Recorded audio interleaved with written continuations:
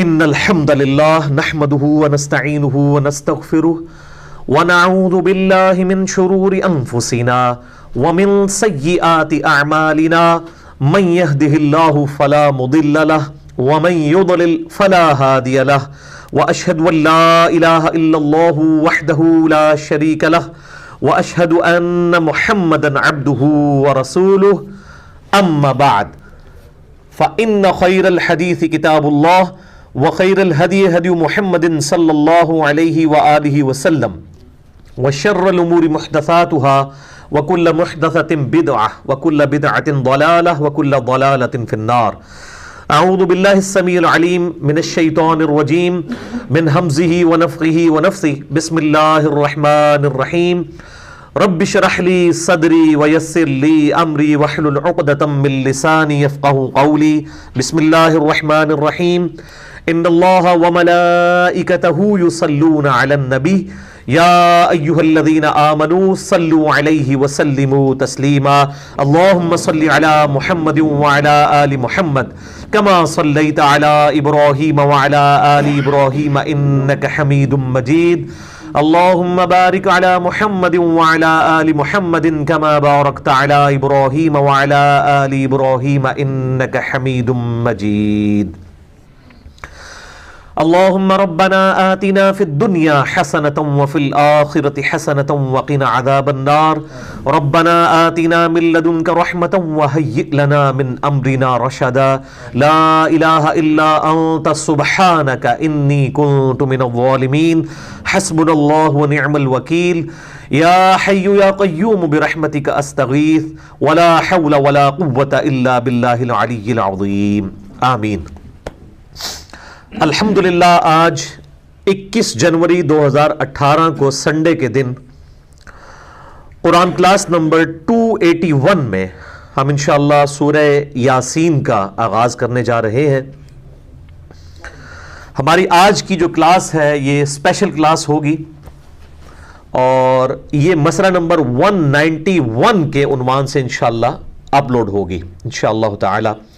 اور اس کا ٹاپک ہوگا مسئلہ نمبر 191 اہل قرآن اور اہل حدیث کی علمی خرابیاں. یعنی یہ دو ایکسٹریمز ہیں، اہل قرآن اور اہل حدیث. بیسیکلی تو ایکسٹریمز نہیں تھی لیکن اس وقت بن چکی ہیں. اس حوالے سے میں انشاءاللہ کچھ تمہیدی گفتگو کروں گا شروع میں 3 علمی پوائنٹس کی شکل میں. اس کے بعد انشاءاللہ ہم سورہ یاسین کو شروع کریں گے انشاءاللہ تعالی.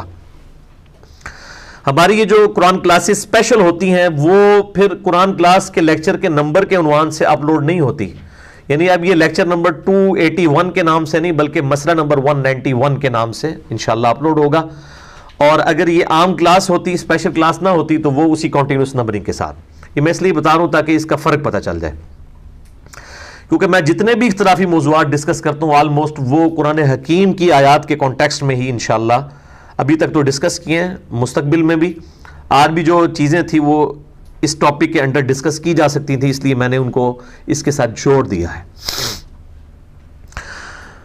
علمی پوائنٹ نمبر 1 میرے بھائیو، سورہ یاسین قرآن حکیم میں سورت نمبر ہے 36 اور یہ مکی سورت ہے. پارہ نمبر 22 سے شروع ہو کر پارہ نمبر 23 میں کمپلیٹ ہوتی ہے.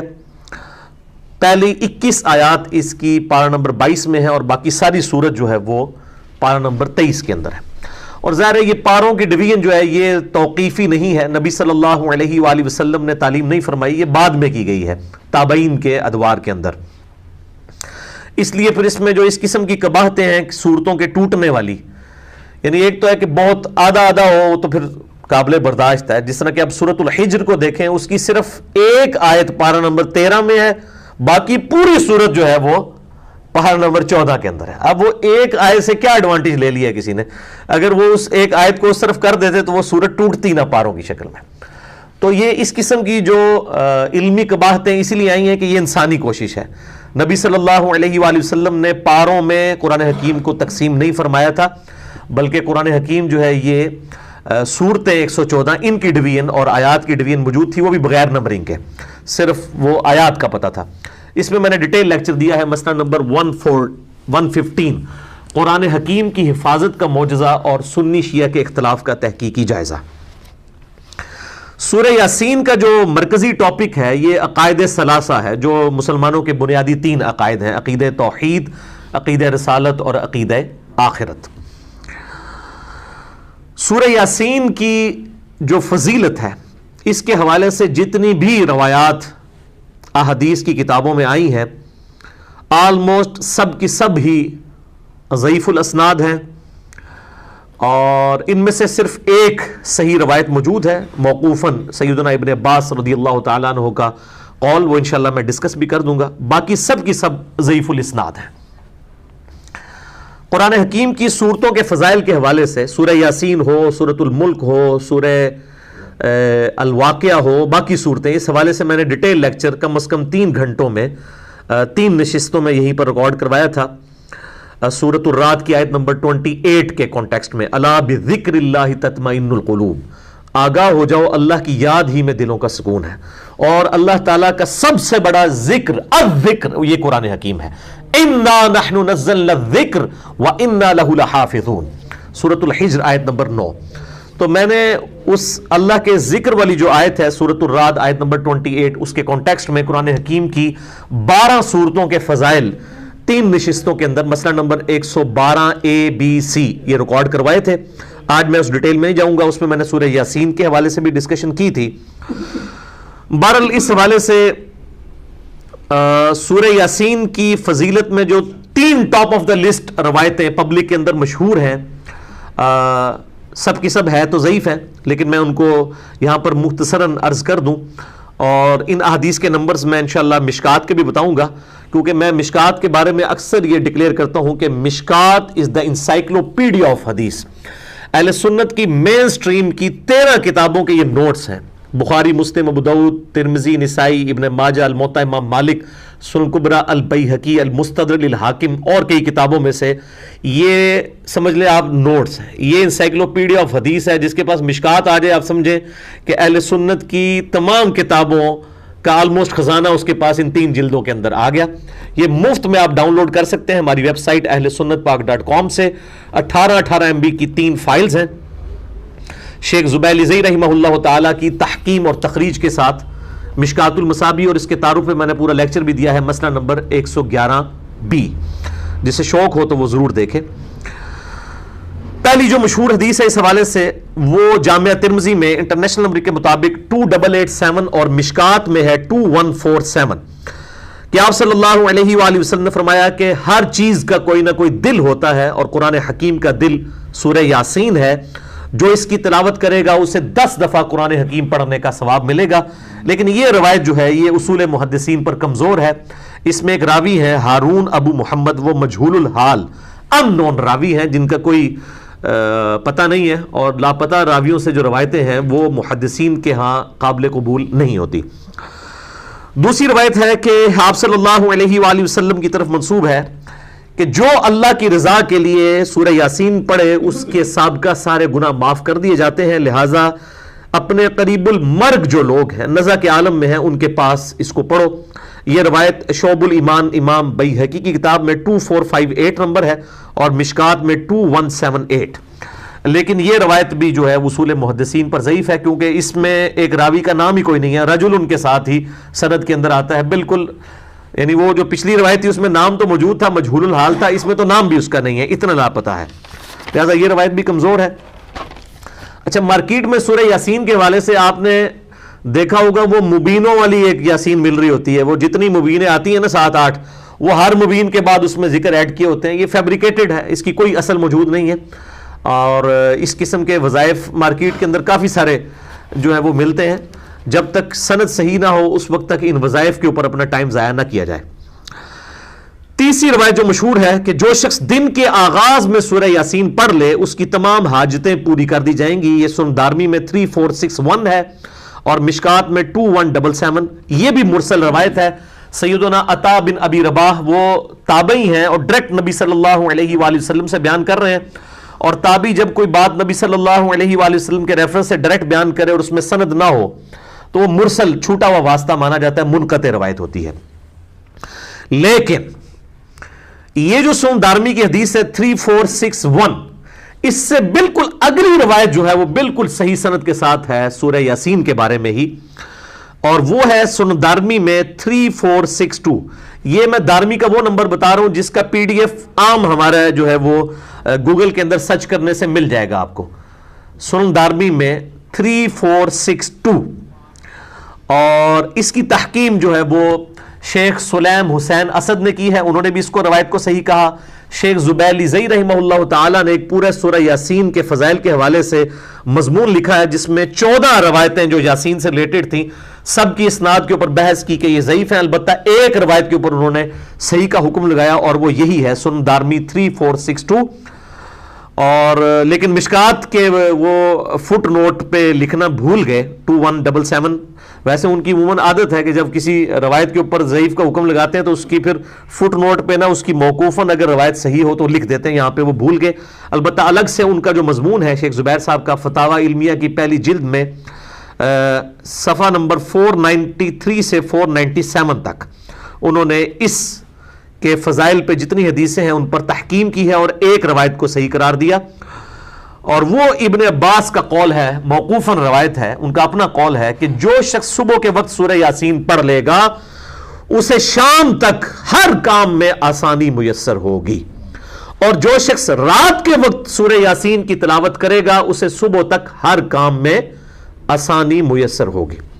تو جو صبح کے وقت کام کے لیے نکلتے ہیں وہ صبح پڑھ کے نکلیں، اور جو رات کی شفٹوں میں کام کرتے ہیں وہ رات کے وقت پڑھ کے نکلیں۔ یہ روایت بالکل صحیح ہے، اور یہ محدثین کا پیٹ رول ہے کہ جب کوئی غیبی خبر ہو اور اس میں صحابی نبی صلی اللہ علیہ وآلہ وسلم کو مینشن نہ بھی کرے تب بھی اس کو آپ نبی صلی اللہ علیہ وآلہ وسلم کی طرف ہی منسوب مانیں گے موقوفاً ہونے کے باوجود، اس لیے کہ غیبی خبر نبی صلی اللہ علیہ وآلہ وسلم کے علاوہ کسی کے پاس نہیں آتی ہے، کیونکہ جو علم غیب ہے، غیب کی خبر اللہ تعالیٰ اپنے صرف پیغمبروں کو دیتا ہے۔ لہٰذا ابن عباس جو اتنا بڑا دعویٰ کر رہے ہیں یہ پھینکنے والا نہیں ہے، یقیناً اس روایت کی اصل موجود ہے، اور یہ روایت صحیح سند کے ساتھ سنن دارمی 3462 الحمدللہ موجود ہے۔ باقی صورتوں کے حوالے سے اگر آپ نے لیکچر سننا ہو تو مسئلہ نمبر 112 ABC میرے 3 لیکچرز یہیں پر ریکارڈ ہوئے تھے، یوٹیوب کے اوپر اویلیبل ہیں، آپ ان کو دیکھیں۔ 3.5 گھنٹے کی آلموسٹ سب ملا کے گفتگو بنتی ہے۔ ہماری ویب سائٹ اہلسنتپاک.com پہ بھی آپ کو وہ 3 لیکچرز مل جائیں گے انشاءاللہ تعالی۔ علمی پوائنٹ نمبر 2 وہ ہے میرے بھائیوں، میں نے پہلے بھی یہ کئی بار یہ چیز عرض کی ہے، چونکہ آج کے دور کا یہ بہت بڑا فتنہ ہے کہ امام ابو الحسین مسلم بن حجاج القشیری المتوفى 261 ہجری، جنہوں نے صحیح مسلم لکھی ہے، انہوں نے صحیح مسلم کے مقدمے میں جو مسلم شریف کا حصہ ہے، پہلی 92 روایتیں صحیح مسلم کا مقدمہ ہے، اور حدیث جبریل 93 نمبر ہے، کتاب الایمان سے شروع ہوتی ہے۔ تو صحیح مسلم کا مقدمہ صحیح مسلم کا اپنا حصہ ہے، یہ الگ سے نہیں ہے۔ اس مقدمے میں یہ کیٹاگوریکل مینشن کیا ہے کہ جو ضعیف الاسناد روایتیں ہیں یہ نہ تو حلال و حرام میں قبول کی جائیں گی، نہ ہی امر و نواہی میں یعنی امر بالمعروف و نہی عن المنکر میں، اور نہ ہی الترغیب و ترغیب یعنی کسی نیک کام کی ترغیب دلانا اور کسی برے کام کی وعید سنانا، تینوں کیٹاگریز میں ضعیف روایتیں قبول نہیں کی جائیں گی۔ اور یہ چونکہ اس حوالے سے ہمارا خصوصاً بریلوی اور دیوبندی مکتبہ فکر کے لوگ ذرا کافی غلو کرتے ہیں، اس لیے میں بریلویوں کا ترجمہ آپ کو ورڈ بائی ورڈ پڑھ کے سناؤں گا اور دکھاؤں گا بھی HD کیمرے میں انشاءاللہ۔ یہ صحیح مسلم شریف پاکستان میں بریلوی مکتبہ فکر کا سب سے بڑا ادارہ، جس کی آپ سمجھ لیں اربوں کے شیئرز ہیں، شبیر برادرز، یہ ان کی صحیح مسلم ہے چھپی ہوئی۔ اس میں جو صحیح مسلم کا مقدمہ ہے، اور یہ مقدمے کے بالکل اینڈ پہ جا کے امام مسلم نے جو ہے اپنی گفتگو کو کنکلوڈ کرتے ہوئے جو بحث کی ہے، میں انشاءاللہ اس کو دکھاتا ہوں۔ صحیح مسلم کا مقدمہ یہ بھی ذرا کور کر دیجئے گا، یہ جو میں نے ریڈ لائن میں انڈر لائن کی ہوئی ہیں، یہ امام مسلم رحمہ اللہ تعالیٰ نے جو گفتگو لکھی ہے کنکلوڈ کر دی ہے۔ یہ مطلب آپ اس کو اگر سنیں گے تو آپ کو لگے گا کہ یہ آج کے دور کے ایشوز امام مسلم اس زمانے میں فورسی کر گئے تھے کہ اس امت کا بیڑا غرق ہو جائے گا اگر یہ ضعیف الاسناد روایتیں اسی طریقے سے کتابوں میں لکھ کے ان کا ضعف نہ بیان کیا گیا تو آنے والے لوگ تو یہ کہیں گے جی حدیث تو حدیث ہوتی ہے چاہے اصلی ہو یا جعلی، ڈگری تو ڈگری ہوتی ہے چاہے اصلی ہو یا جعلی۔ تو اب یہ دیکھیں امام مسلم رحمہ اللہ تعالیٰ کیا کہتے ہیں ورڈ بائی ورڈ، وہ کہتے ہیں کہ یہ حدیث کی صحت والا جو مسئلہ ہے کیونکہ یہ نہایت ہی اہم معاملہ ہے، کیونکہ دینی معاملات کے بارے میں احادیث کا تعلق کسی چیز کو حلال قرار دینے یا حرام قرار دینے، نمبر 1 یہ پہلی کیٹیگری، نمبر 2 کسی امر یا کسی نہیں، نمبر 3 یا کسی ترغیب اور ترہیب یعنی نیک کاموں کی ترغیب دلانا اور برے کاموں سے ڈرانا کے ساتھ ہوتا ہے۔ اگر راوی سچا اور امانت کا معدن نہ ہوا اور پھر جو شخص اس کی خامیوں سے واقف ہونے کے باوجود اسے ان لوگوں کے سامنے بیان نہ کرے جو اس سے ناواقف ہیں تو ایسا شخص عام مسلمانوں کو دھوکہ دینے کی وجہ سے اپنے اس عمل کے باعث گناہگار ہوگا۔ یعنی جو ضعیف روایتیں یہ بیان کیے بغیر بیان کر رہا ہے کہ یہ روایتیں کمزور ہیں، وہ بندہ دھوکہ دے رہا ہے مسلمانوں کو، کیونکہ جو شخص ایسی روایات کو سنے گا وہ اس پر عمل کرے گا یا اس کے بعض حصے پر عمل کرے گا تو ایسا ہو سکتا ہے کہ ایسی کوئی روایت یا اس کا اکثر حصہ جھوٹ پر مشتمل ہو اور اس کی کوئی حقیقت نہ ہو۔ اب بات ضعیف باتوں کی کر رہے ہیں اور ساتھ کہہ رہے ہیں اس میں جھوٹ بھی شامل ہو سکتا ہے، یعنی من گھڑت چیزیں بھی ضعیف الاسناد روایتوں میں شامل ہو سکتی ہیں۔ باوجود یہ کہ مستند راویوں کے حوالے سے منقول صحیح احادیث اتنی زیادہ تعداد میں موجود ہیں کہ کسی غیر مستند راوی کی روایت کی ضرورت ہی باقی نہیں رہتی۔ وہ کہتے ہیں صحیح حدیثیں اتنی زیادہ موجود ہیں، ضروری ہے کہ آپ نے یہ قصے کہانیاں جس طرح آج کل کے وائزین سنا رہے ہیں اور لوگوں کو خوش کرنے کے لیے، ہم نے ضعیف روایات اور مجہول اسانید کے بارے میں جو کچھ بیان کر دیا، ہمارا نہیں خیال کہ اب اس کی معرفت کے بعد کوئی شخص انہیں روایت کرنے کی کوشش بھی کرے گا جبکہ اسے پتہ چل گیا ہو کہ ان میں اتنی کمزوری اور ضعف پایا جاتا ہے۔ صرف وہی شخص ایسا کرے گا جو عوام کے سامنے بکثرت روایات پیش کرنا چاہتا ہو تاکہ یہ کہا جائے کہ فلاں شخص نے کتنی روایتیں اپنی کتاب میں اکٹھی کر لی ہیں اور اس نے کتنی تعداد میں احادیث جمع کر لی ہیں، اور جو شخص ایسا کرے گا اور اس راستے پر چلے گا اسے علم کے بارے میں کچھ بھی نصیب نہیں ہوگا۔ ایسے شخص کو علم کی طرف منسوب کرنے کی بجائے اسے جاہل قرار دینا ہی زیادہ مناسب ہے، جو اتنی روایتیں جمع کرے اور ان کا ضعف نہ بتائے۔ یعنی امام مسلم نے اپنے زمانے کے، ظاہر ہے یہ آج کل کے بریلوی دیوبندی اہل حدیث شیعہ علماء کے بارے میں تو نہیں بات کر رہے، اپنے زمانے کے اکثر علماء کو انہوں نے کہا ہے کہ یہ جاہل ہیں۔ اب میں نام نہیں لیتا، وہ بڑے بڑے پھر اس میں محدثین آتے ہیں، وہ جو اہل علم ہے ان کو پتہ چل جائے گا، پھر وہ لوگ بالکل پرسنل ہو جاتے ہیں کہ اس نے احمد بن حنبل کا یا امام ابن ابی شیبہ کا نام لے دیا ہے۔ تو وہ اپنے زمانے کے وہ جنہوں نے ہزاروں کی تعداد میں روایتیں جمع کی اور ان کے اوپر کوئی ضعف کا حکم نہیں لگایا، امام مسلم نے ان کو جاہل ڈکلیئر کیا۔ اور آج کل کے بھی جو وائزین کی قسم کی روایتیں لوگوں کو امپریس کرنے کے لیے بیان کر رہے ہیں، وہ امام مسلم نے ان کو جاہل ہی سمجھے، ڈکلیئر کر دیے پہلے سے ہی۔ تو یہ میں نے مقدمہ اسی لیے پڑھ کے سنایا تاکہ لوگوں کو یہ بات پتہ چل جائے، یہ جو ہم صحیح حدیث اور حدیث کی صحت کے حوالے سے اتنی ڈسکشن کرتے ہیں، یہ کوئی آج کے دور کی بحثیں نہیں ہیں، یہ شروع سے چل رہی ہیں، ان کی وجہ سے بڑا مسئلہ بنا۔ اور امام مسلم کو میں اس لحاظ سے سمجھتا ہوں کہ بارش کا پہلا قطرہ بنے ہیں، اگرچہ امام بخاری کے شاگرد ہیں، اس سے پہلے صحیح بخاری لکھی جا چکی تھی، امام مسلم ان کے شاگرد ہیں، لیکن امام مسلم نے جو مقدمہ لکھا ہے نا، اس نے صحیح مسلم کو صحیح بخاری اور باقی ساری حدیث کی کتابوں پر اس حوالے سے فوقیت دے دی ہے کہ آج ہم کامن پبلک کو یہ بات سمجھا سکتے ہیں۔ کاش امام بخاری بھی اگر مقدمہ لکھ دیتے صحیح احادیث کی ضرورت کے حوالے سے، صحیح بخاری کا حصہ ہوتا، الگ سے تو انہوں نے اپنی اسماء و رجال کی کتابوں میں چیزیں لکھی ہیں، تو وہ تو اب ظاہر اردو ترجمے کے ساتھ بھی اویلیبل نہیں ہے، تو یہ حدیث کے ساتھ جس طرح یہ شامل ہو گیا، یہ عام بندے کو سمجھانے کے لیے صحیح مسلم کا مقدمہ بڑا اہم ہے۔ اور مجھے امام مسلم کے ساتھ تو ایک خاص عقیدت ہے۔ ایک تو انہوں نے اہل بیت کی شان میں بہت ساری روایتیں جمع کی ہیں، پھر انہوں نے اپنے بیٹے کا نام حسین رکھا، ان کی کنیت ہے ابو الحسین مسلم بن حجاج القشیری، المتوفی 261 ہجری، اور اسی زمانے میں، یہ تو ہمارے اہل سنت کے اہل حدیث کے امام ہوئے، اسی زمانے میں صوفیاء کے امام ہیں، اور انہوں نے اپنی کنیت رکھی ہے ابو یزید، اور وہ سیم 261 ہجری میں ہی فوت ہوئے ہیں جس سن میں امام مسلم فوت ہوئے ہیں، اور ان کا نام ہے ابو یزید تیفور بن عیسیٰ بن سروشان البستامی، یہ جو با یزید بستامی جن کو کہتے ہیں، وہ بھی 261 ہجری میں فوت ہوئے ہیں۔ اور ان کے بارے میں دعویٰ صوفیاء کا یہ ہے، نقشبند اور ویسی سلسلے کا، کہ یہ امام جعفر صادق المتوفی 148 ہجری کے شاگرد ہیں، اور شاگرد بھی قبر پہ جا کے، ڈائریکٹ نہیں، کیونکہ ان کو پتہ ہے کہ یہ امام جعفر کی وفات کے بعد بایزید بستامی پیدا ہوئے ہیں. وہ کہتے ہیں قبر پہ جا کے فیض لیا ہے انہوں نے، اور قبر پہ ایسا فیض لیا ہے کہ اپنے پتر کا نام یزید رکھ دیتا ہے. اور نہیں، پتر نہیں سی، بس ویسے کنیت رکھ دی، وہ تو اس سے بھی بڑی غلطی. امام مسلم رکھ رہے ہیں بیٹے کا نام حسین، یہ رکھ رہے ہیں یزید. یزید نام سے ہمیں کوئی چڑ نہیں ہے، صحابہ اکرام کے نام بھی ہے. یزید بن ابی سفیان رضی اللہ تعالیٰ عنہ صحابی رسول ہیں. حضرت معاویہ بھی جو منظر عام پہ آئے انہی کی وجہ سے آ گئے. وہ جنگ یرموک میں بڑے سپاسلاروں میں سے تھے، ابو عبیدہ ابن جراح کے ساتھ رومن امپائر کے خلاف جو جنگ لڑی گئی، جنگ یرموک. تو ہمیں نام سے نہیں ہے، لیکن ہم یہ کہتے ہیں کہ امت کے دل دکھے ہوئے ہیں. اس وقت تو ظاہر واقعہ کربلا نہیں ہوا تھا. اس کے بعد آہستہ آہستہ پھر ایک طرف آپ امام جعفر، ہم آج امام جعفر سے عقیدت رکھتے ہیں رضی اللہ تعالیٰ عنہ علیہ السلام ورحمہ اللہ تعالیٰ. ہم یزید نام اپنا بیٹا رکھنے کے لیے تیار نہیں. اور ایک بندہ کہتا ہے جی میں اسے فیض یافتہ ہوں، میں پتر نہ یزید رکھا ہے. تو یہ لاجیکلی بات سمجھ نہیں آتی.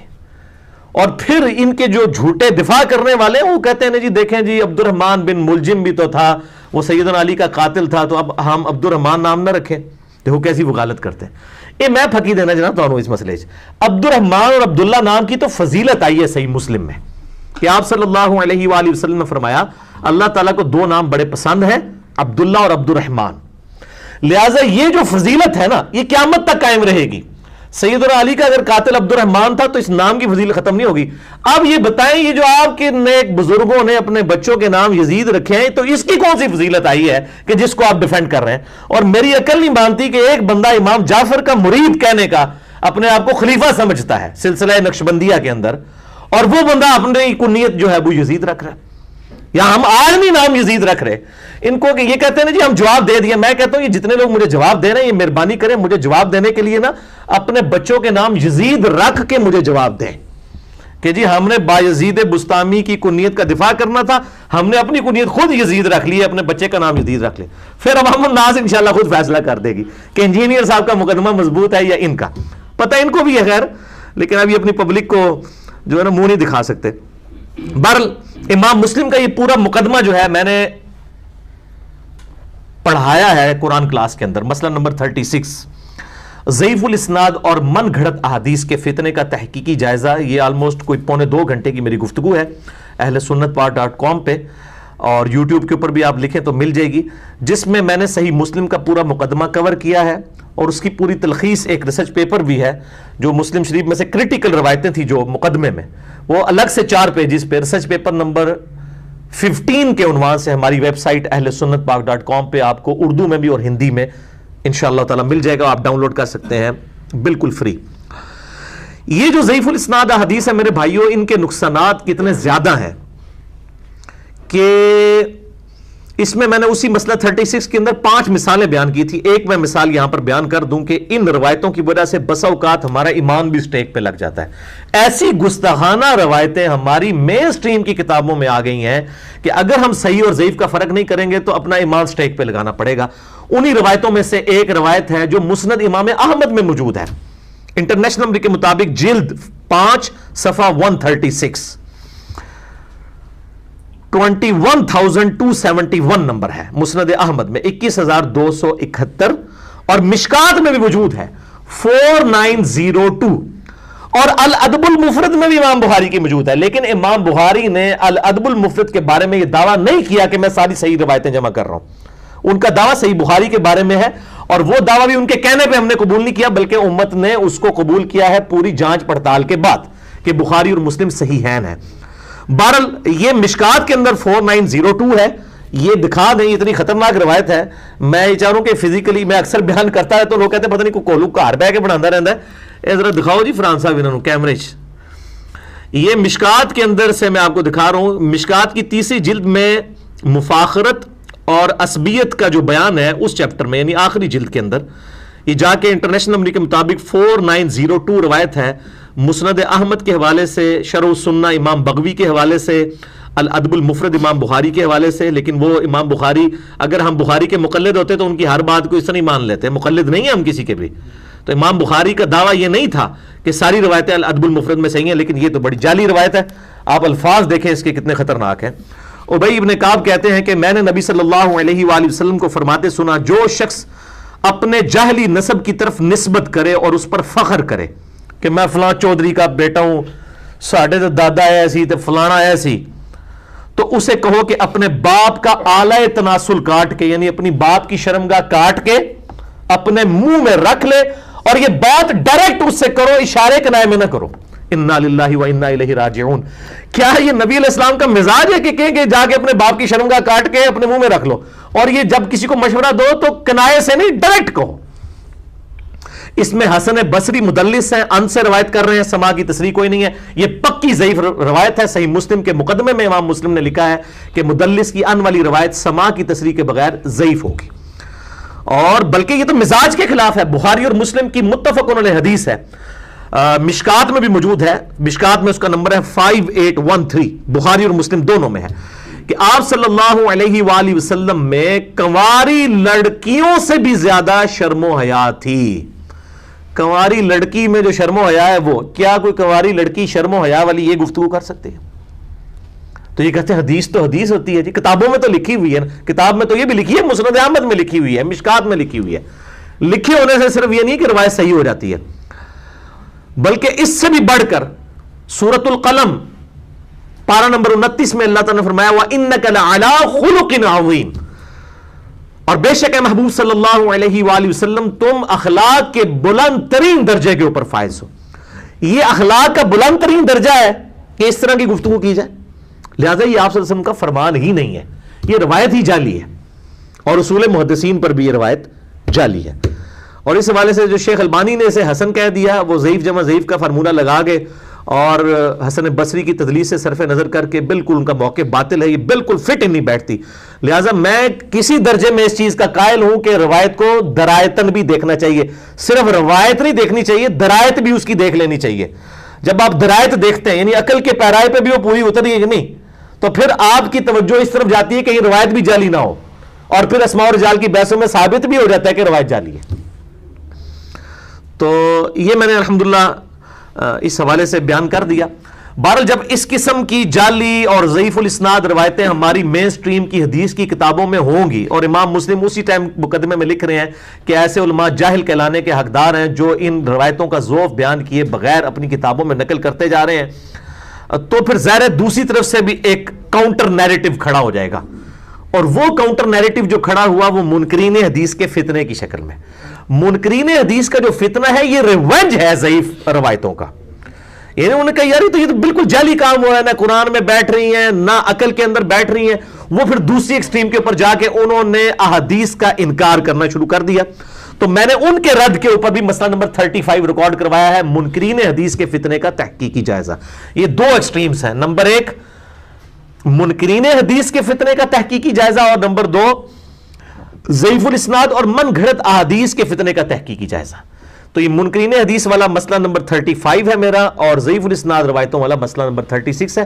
آپ یوٹیوب پہ کریکٹ اسپیلنگ لکھ دیں، 35-MAS اپوسٹروفی والا کاما ALAH، یوٹیوب خود کھول دے گی، آپ کو ویب سائٹ پہ جانے کی ضرورت ہی نہیں ہے۔ بہرحال اس حوالے سے میرے علم کی حد تک جو دو کتابیں ہیں ریٹن فارم میں وہ بڑی اہم ہیں۔ نمبر ایک مولانا مودودی رحمہ اللہ تعالیٰ کی کتاب جو ہے سنت کی آئینی حیثیت، یہ منکرین حدیث کے فتنے کا قلع کما کرنے کے لیے ایک اہم کتاب ہے، اور دوسری عبد الرحمن کیلانی صاحب کی کتاب آئینہ پرویزیت، اور اس کے علاوہ بھی آپ نے کس کتاب کا نام لیا تھا جی؟ حجیت حدیث اسماعیل سلفی صاحب کی، میں نے وہ پڑھی نہیں ہے۔ بہرحال اس طرح کی اور کتابیں بھی ہیں، لیکن ایک انٹلیکچوئل بحث جو سنت کی آئینی حیثیت کے حوالے سے جو مولانا مودودی رحمہ اللہ تعالیٰ کی ہے، چند ایک چیزیں ذرا میں اختلاف ہو سکتا ہے، بہرحال ایک عام فہم، یعنی عام لوگوں تک بات پہنچانے کے لیے ایک بہت بڑی ایفرٹ ہے۔ باقی میرے دو لیکچر مسئلہ 35 اور 36 جو ہے وہ آپ دیکھ سکتے ہیں۔ علمی پوائنٹ نمبر 3، اب یہ کچھ کڑوی گفتگو ہے، اور عربی میں ایک محاورہ بھی ہے، الحق مر، حق کڑوا ہی ہوتا ہے، چاہے آپ حق کتنے بھی احسن انداز میں بیان کریں، ایک گال کے اندر آپ جناب شہد رکھ لیں، دوسرے میں آپ شکر رکھ کے جو ہے وہ بیان کریں، وہ حق کی کڑواہٹ تو موجود ہوتی ہے، کیونکہ حق کڑوا ہی ہوتا ہے۔ اور بیٹر فیکٹس جن کو ہم انگلش میں کہتے ہیں، ان کو ایکسیپٹ کرنا جو ہے وہ نصیب والوں کا حصہ ہے۔ میرے بھائیو، اس میں کوئی شک نہیں ہے کہ ہمارے محدثین، اہل حدیث محدثین، اہل سنت کے جو بڑے بڑے محدثین ہیں رحمہم اللہ اجمعین ورضی اللہ عنہم اجمعین وعلیہم السلام اجمعین، انہوں نے احادیث کی تحقیق کے حوالے سے، صحیح اور ضعیف کے فرق کے حوالے سے بہت بڑی بڑی خدمات کی ہیں، جو میں نے صحیح مسلم کا مقدمہ بھی ابھی آپ کو جو پڑھ کے سنایا، اور اس میں ٹاپ آف دا لسٹ دو پرسنالٹیز کو قرون اولیٰ میں سمجھتا ہوں۔ نمبر ایک، امام ابو عبداللہ محمد بن اسماعیل البخاری رحمہ اللہ تعالی المتوفى 256 ہجری، جن کی صحیح بخاری ہے، اور انہی کے شاگرد رشید ہیں امام ابو الحسین مسلم بن حجاج القشیری المتوفى 261 ہجری، اور انہوں نے ایک سٹیپ آگے جو گئے ہیں نا، مسلم کا مقدمہ لکھ دیا ہے، یہ کمال کام کیا ہے۔ آج ہم لوگوں تک بات پہنچا سکتے ہیں ضعیف اور صحیح کا جو فتنہ آج کل اس حوالے سے کھڑا ہو گیا ہے، عام لوگوں کو بات سمجھانے کے لیے۔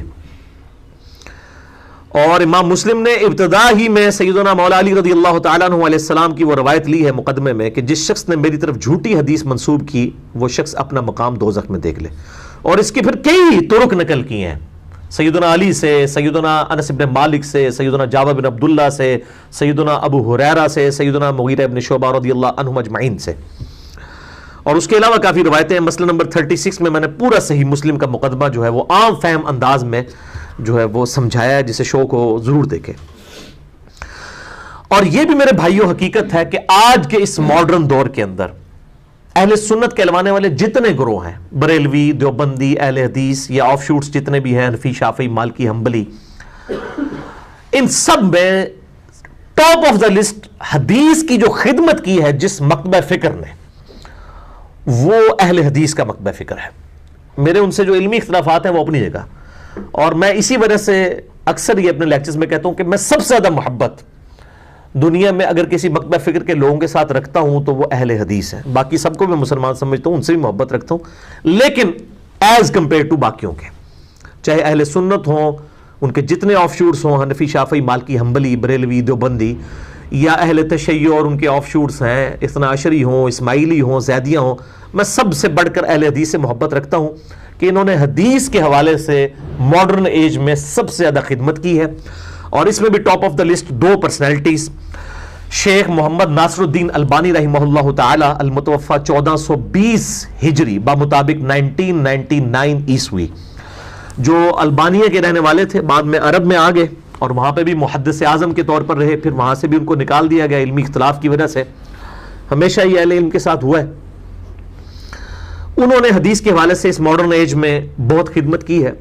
اور دوسرے ہمارے یہ سب کانٹیننٹ میں بہت بڑی پرسنالٹی جو حال ہی میں فوت ہوئی، شیخ حافظ زبیر لیزئی رحمہ اللہ تعالی المتوفى 1435 ہجری بمطابق 2013، 10 نومبر 2013 کو ان کی ڈیتھ ہوئی۔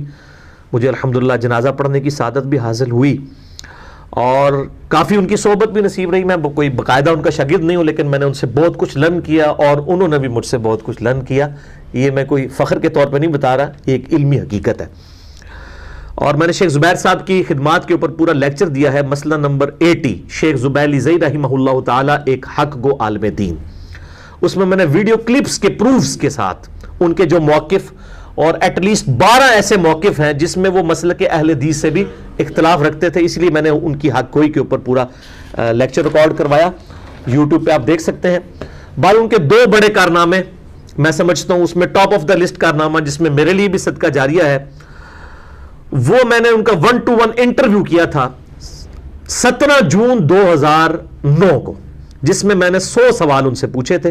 آپ یوٹیوب پہ جا کے لکھیں 100 questions of engineer Muhammad Ali Mirza with شیخ زبیر لیزئی، تو وہ لاکھوں لوگ الحمدللہ دیکھ چکے ہیں، اس کے کلپس ملینز آف پیپل تک پہنچ چکے ہیں۔ اور اس کے بعد کئی اہل حدیث علماء شیخ زبیر صاحب سے ناراض ہو گئے کہ تسی ساڈے مسلک دے بیڑا غرق کر چھڑے، اختلاف ریکارڈ کرا کے، داڑھی کے مسئلے میں، یزید والے مسئلے میں، اور باقی ایشوز کے اوپر، طلاق والے مسئلے میں تو خیر انہوں نے خاموشی اختیار کر لی، بال اشارتاً تو بات پہنچ گئی۔ تو وہ ساری چیزیں میں نے، اور اس کی وجہ سے پھر میرے خلاف بھی ایک محاذ کھڑا کیا اہل حدیث علماء نے، بجائے یہ کہ وہ حق قبول کرتے۔ تو یہ کارنامہ، اور دوسرا ان کا کارنامہ جو میں سمجھتا ہوں حدیث کے حوالے سے بہت بڑا کارنامہ ہے. ویسے تو انہوں نے انوار الصحیفہ میں بھی سنن اربع کی ضعیف روایتوں کے اوپر تحقیق کی، ابو داؤد، ترمذی، نسائی، ابن ماجہ کے اوپر. بخاری مسلم کو وہ 100% صحیح سمجھتے تھے، جو اس میں متصل الاسناد روایتیں ہیں، جو سمجھ لیں آپ اقوال ہیں، ان میں نمبرنگ بھی نہیں ہوئی ہوتی اقوال کی، اس میں ضعیف روایتیں بھی ہیں، لیکن جن کی نمبرنگ ہے، جیسے بخاری میں بھی 7563 احادیث ہیں اور مسلم میں بھی 7563 احادیث ہیں انٹرنیشنل نمبرنگ کے مطابق. اسلام 360 پہ بھی آپ دیکھ سکتے ہیں، دارالاسلام والوں کی انٹرنیشنل نمبرنگ بھی. یہ دوسرا کارنامہ جی ان کا یہ ہے جی، مشکات المصابیح، جو میں کہتا ہوں مشکات از دا انسائکلوپیڈیا آف حدیث. یہ ماشاءاللہ انہوں نے تقریباً 7-8 سال لگا کے اس کے اوپر کام کیا، اور اس وقت تک یہ پرنٹنگ نہیں ہوئی تھی. میں نے ان سے 2009 میں بھی ریکویسٹ کی کہ شیخ صاحب سارے کام چھوڑ کے مشکات پہ کام کریں.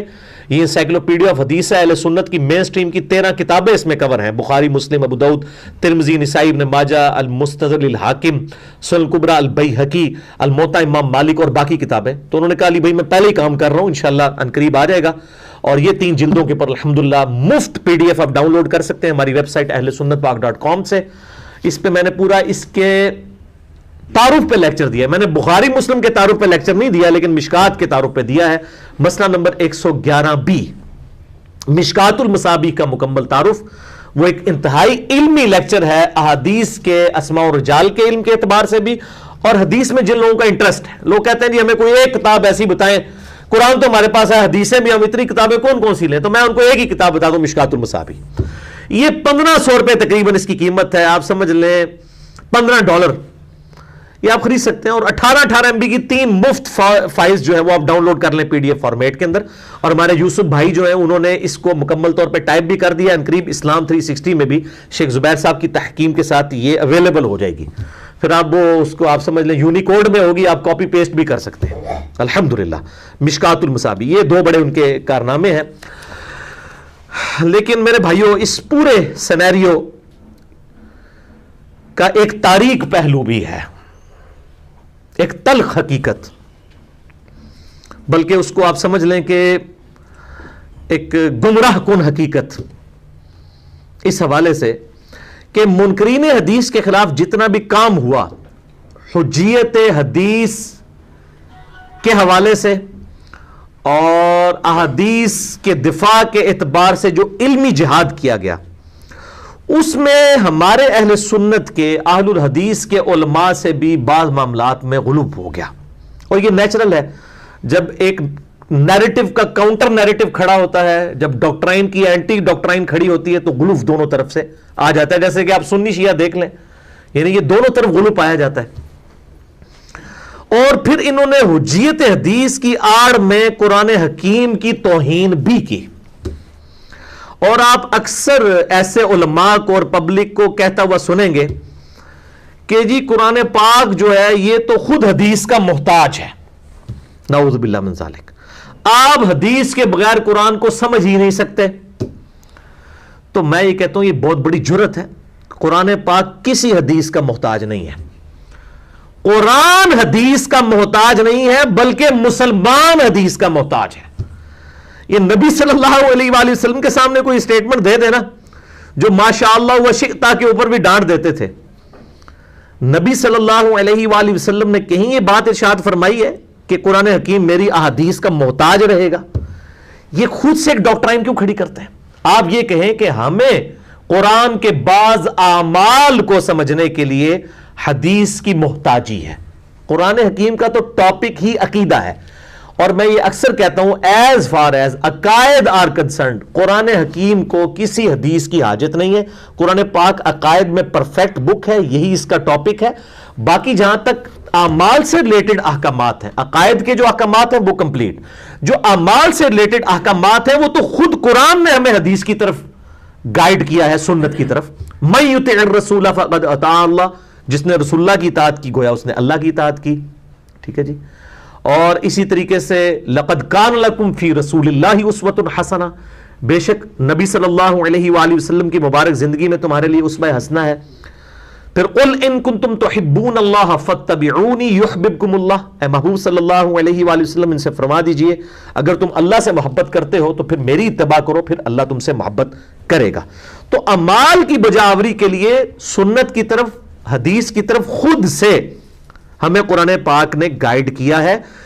قرآن پاک کا ٹاپک عقیدہ تھا، اس لیے اس میں اسی پہ ایمفسائز کیا گیا۔ یہ اکثر کہتے ہیں نماز کا طریقہ نہیں آیا جی، بھئی قرآن حکیم نے کہاں دعویٰ کیا ہے کہ یہ نماز کے طریقے کے لیے نازل ہوئی ہے؟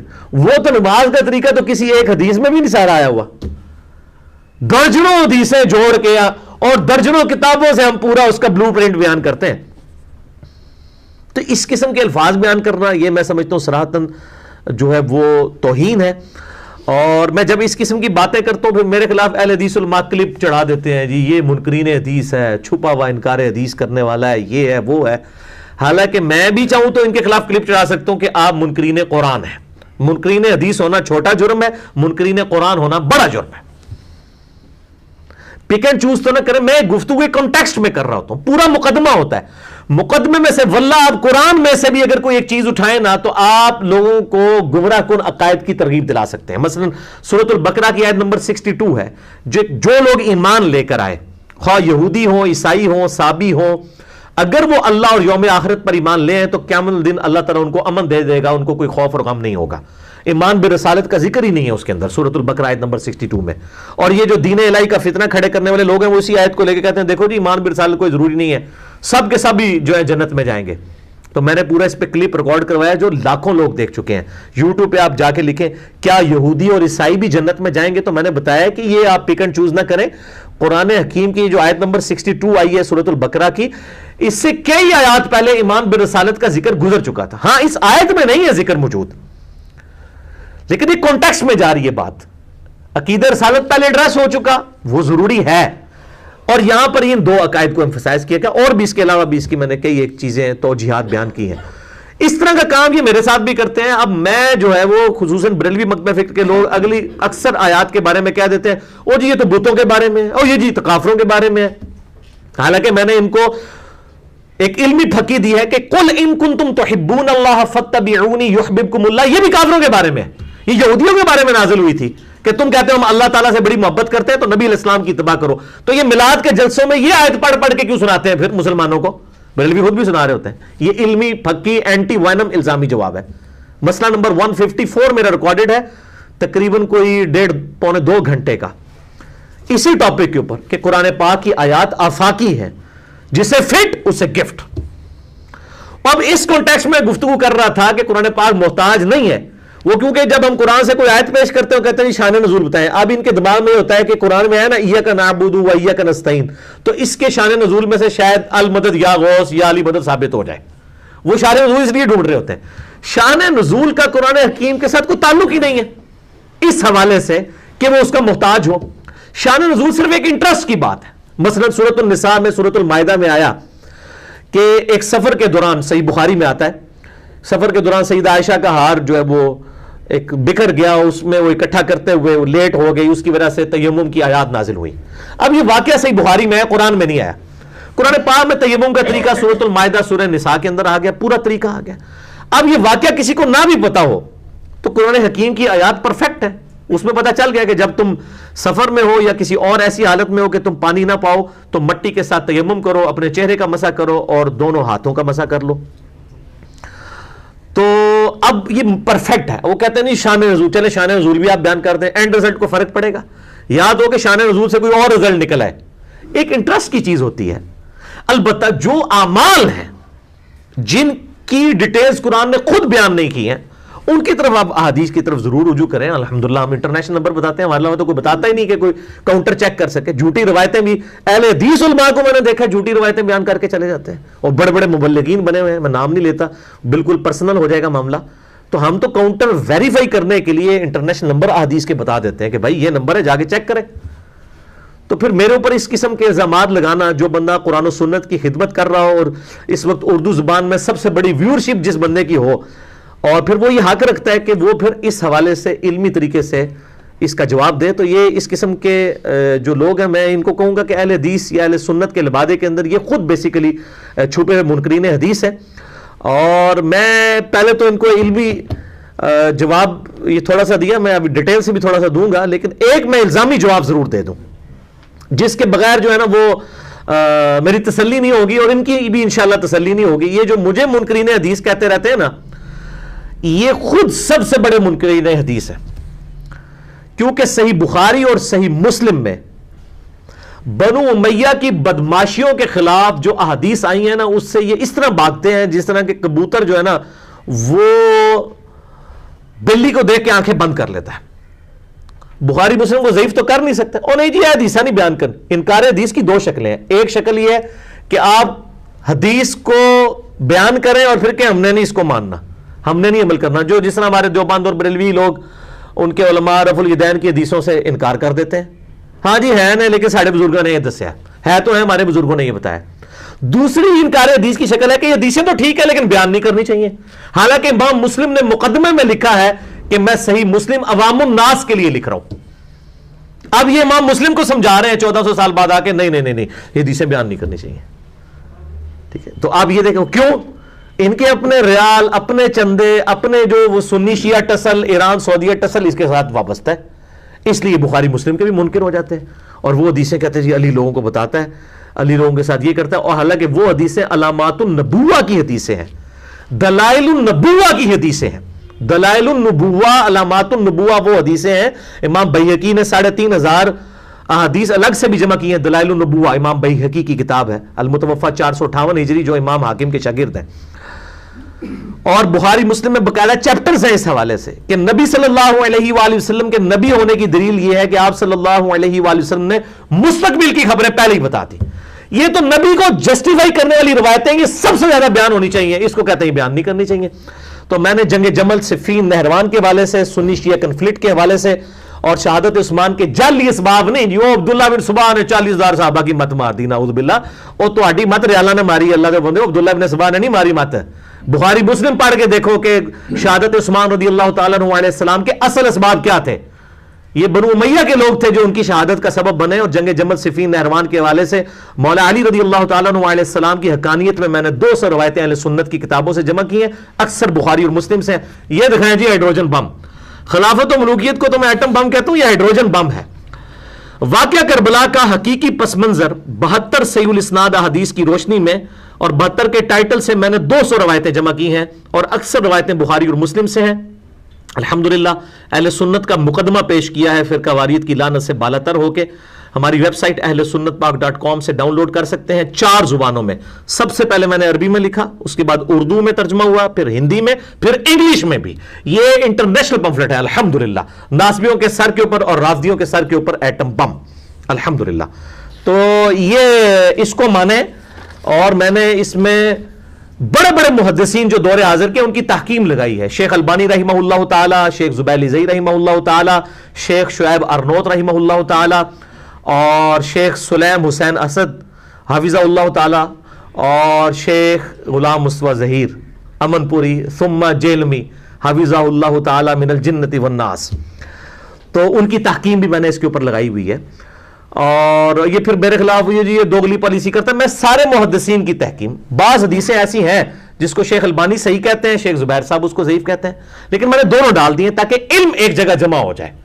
تو یہ 200 روایتیں، ٹائٹل 72 کا میں نے شہدائے کربلا کی نسبت سے رکھا ہے، تو 72 سے زیادہ ہی ہیں، 72 کی ڈبل سے بھی زیادہ روایتیں.